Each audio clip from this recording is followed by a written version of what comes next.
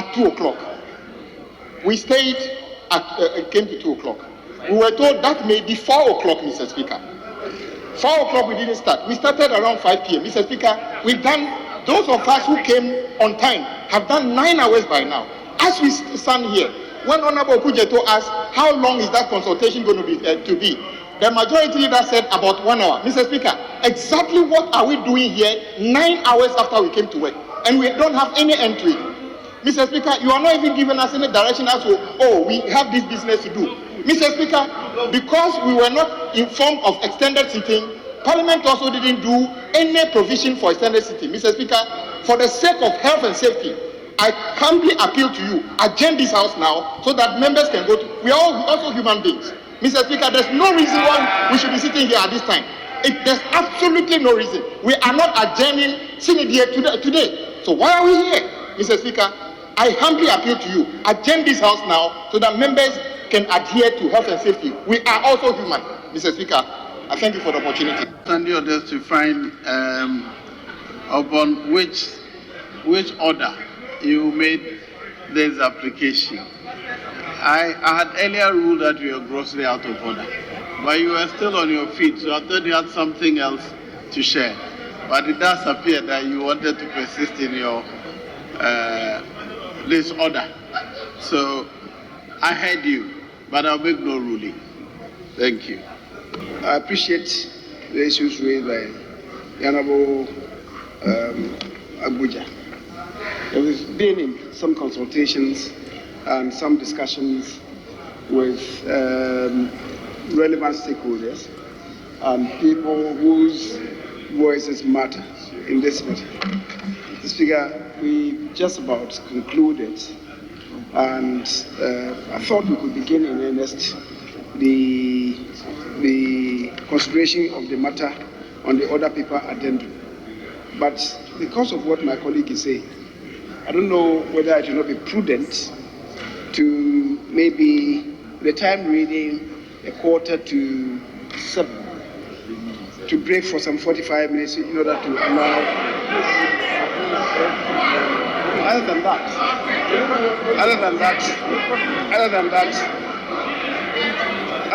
Mr. Speaker, I believe we can begin in earnest the consideration of the matter on the other paper addendum.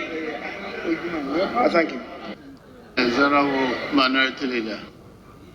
Mr. Speaker, I have a genuine difficulty understanding how we want to proceed further on this matter. And my difficulty is premised on the fact that when we adopted business statement for last week, we were told that E-levy will be next week, 1st February. We so adopted the report of the business committee, and we on this side kept cautioning that we don't want surprises.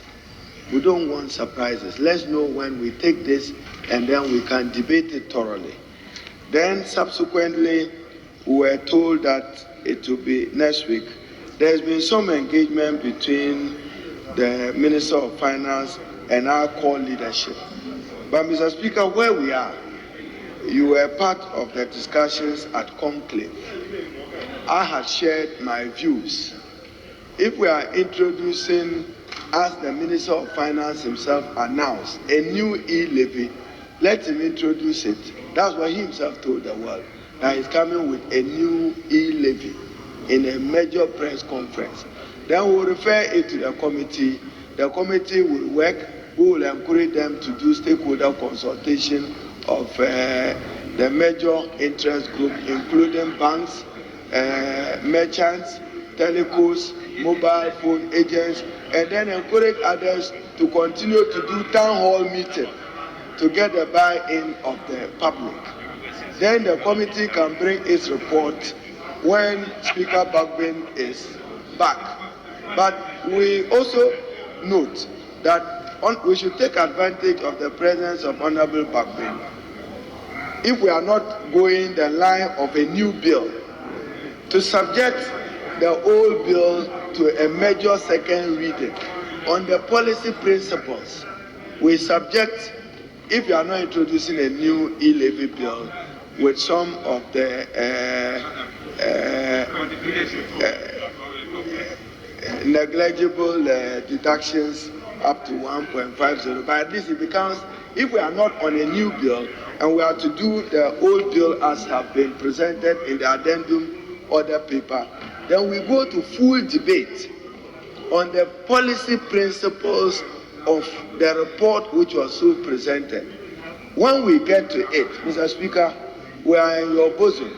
You probably will put a question on it, and we bring the second reading to some position consistent with our standing orders. Then if we are able to proceed, we proceed. Now, when leader says we should suspend for what purpose?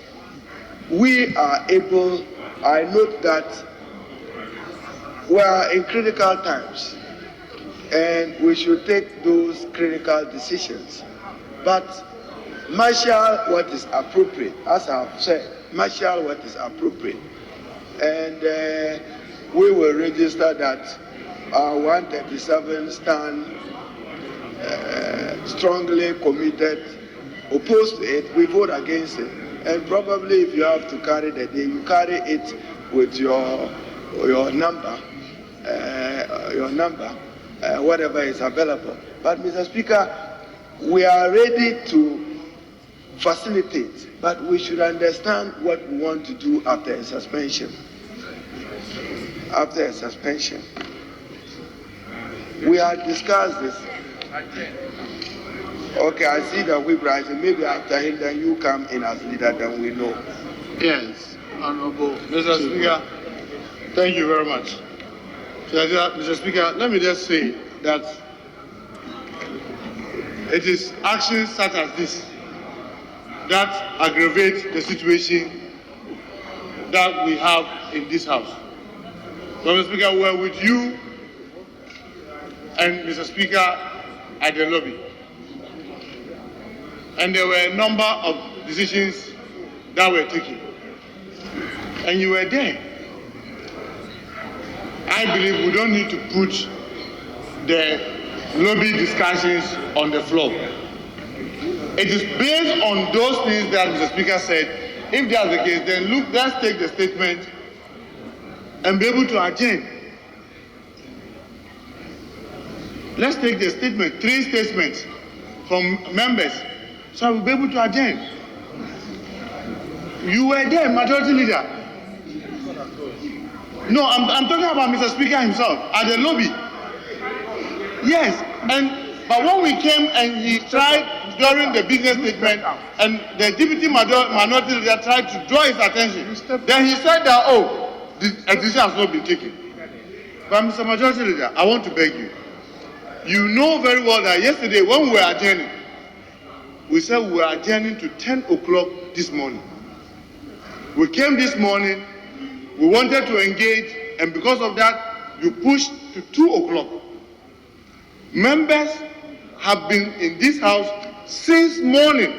Some were here as early as 8 a.m. Mr. Speaker, it is almost 7 p.m. now. And today is Friday. You see, when we do this and we charge and unnecessarily irritate each other, that leads to sometimes the unfortunate thing, because everybody gets angry even before you try to close the house. I want to plead with my daughter leader. There were a number of things, and I don't want to put out the discussion that we had in the lobby. But I just want to remind him, when you said, if we start and we cannot finish, why should we start? You said that. Now you're talking about suspension for 45 minutes. To do what? We've been talking since morning. Since morning, we've been talking, and we've all agreed that where we are, we cannot break through where we got to. And therefore, we just agreed that if we have to do it, let's just call for a vote and then get over it. And you said, no, let's not do it that way because of ABCD. Therefore, if we cannot start and finish, we shouldn't even start. Now, what is calling for this 45 minutes break when we started at 2, where members have sat for all this long, I just want to plead that, look, let's end proceedings for today. That's not the end of the day. We can continue the discussions, but breaking for 45 minutes is not going to yield anything new, especially in this state where almost everybody is exhausted. Majority, I beg you, let's not overstretch each other beyond this point. I beg you. Thank you, Mr. Speaker. Mr. Speaker, with the greatest respect, let nobody misrepresent what happened at the Speaker's lobby. Let nobody do that. First of all, you say I was privy to some incident when a decision was made that we should adjourn. I was not there. If you took a decision, I was not there. The Honorable Deputy Minority Leader is saying that at the time I had stepped out. So don't bear false witness. Second, Mr. Speaker, you remember that the Speaker even indicated to us that we should start, and then he was prepared to adjourn, to sit in until 12 midnight. Yes. I'm reporting what exactly transpired. That is why I'm saying that let nobody bear any false witness. Mr. Speaker, when I said that if we cannot decide on the processes and the procedures, I said if a suggestion came that we can start the debate, not take the decision and leave it hanging, and I said that no, if you are going to start, then we should finish. If we know that we cannot finish, then we shouldn't start. Don't misquote me. Don't misquote me. That's not what you said. That's not the impression that you are giving. Mr. Speaker, fourth, when I entered, I listened to the Honorable Abuja, and he was saying that members are tired. This 45 minutes was not part of the discourse. I was just saying, reacting to what he said, that perhaps we should start the other paper addendum. Where we are, we should start. However, in response to what he's saying, and recognizing that people might be genuinely exhausted and hungry, can we adjourn for 45 minutes and come back? If we cannot, and the decision is that we should begin, let's do so. That's the prayer that I submitted. And what is wrong with that? That's the prayer that I submitted.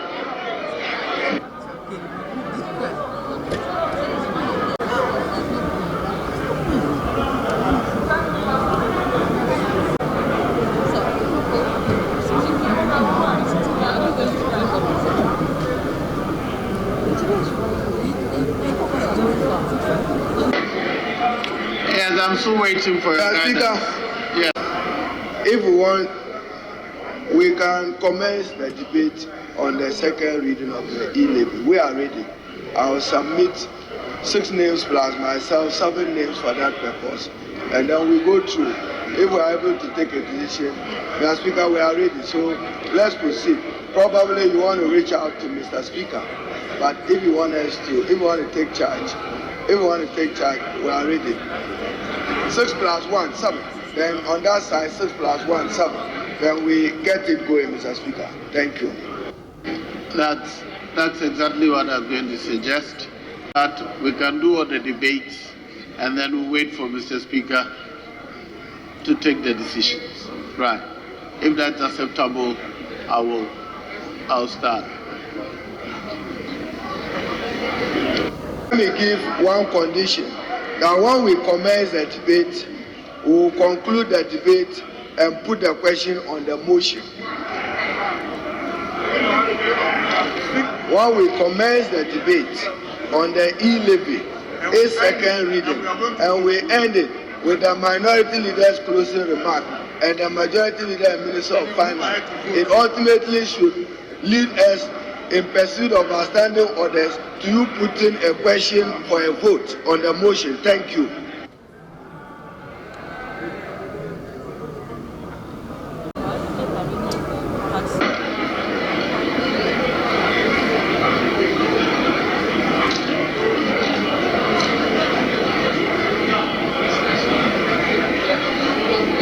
Yes, Honorable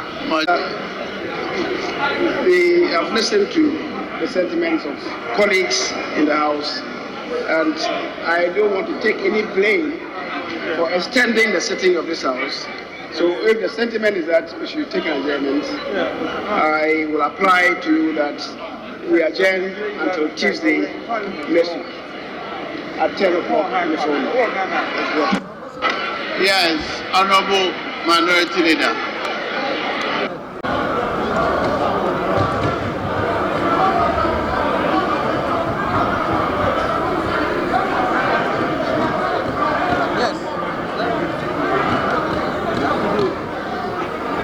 Honorable Minority Leader, I'm listening to you.